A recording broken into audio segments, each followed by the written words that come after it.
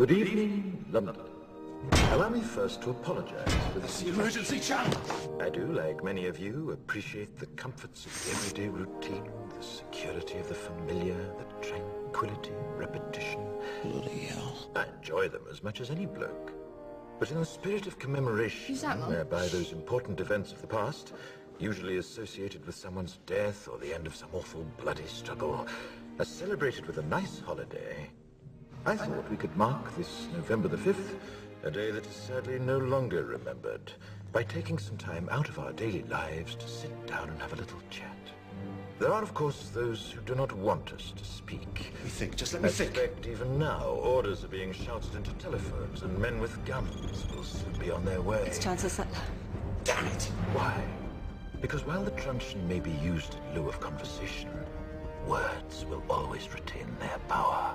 Words offer the means to meaning, and for those who will listen, the enunciation of truth.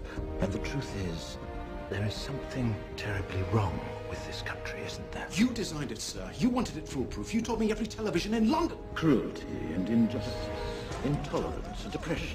And where once you had the freedom to object, to think and speak as you saw fit, you now have censors and systems of surveillance coercing your conformity and soliciting your submission. We need cameras. How did this happen?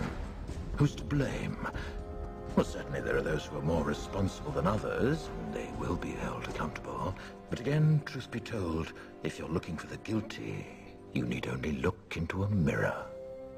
I know why you did it. I know you were afraid. Who wouldn't be? War, terror, disease. There were a myriad of problems which conspired to corrupt your reason and rob you of your common sense. Fear got the best of you, and in your panic you turned to the now High Chancellor Adam Sutler. He promised you order, he promised you peace, and all he demanded in return was your silent, obedient consent. Inspector, you're almost through. Last night, I sought to end that silence. Last night, I destroyed the Old Bailey to remind this country of what it has forgotten. More than 400 years ago, a great citizen wished to embed the 5th of November forever in our memory. His hope was to remind the world that fairness, justice, and freedom are more than words. They are perspectives. So if you've seen nothing, if the crimes of this government remain unknown to you, then I would suggest that you allow the 5th of November to pass unmarked.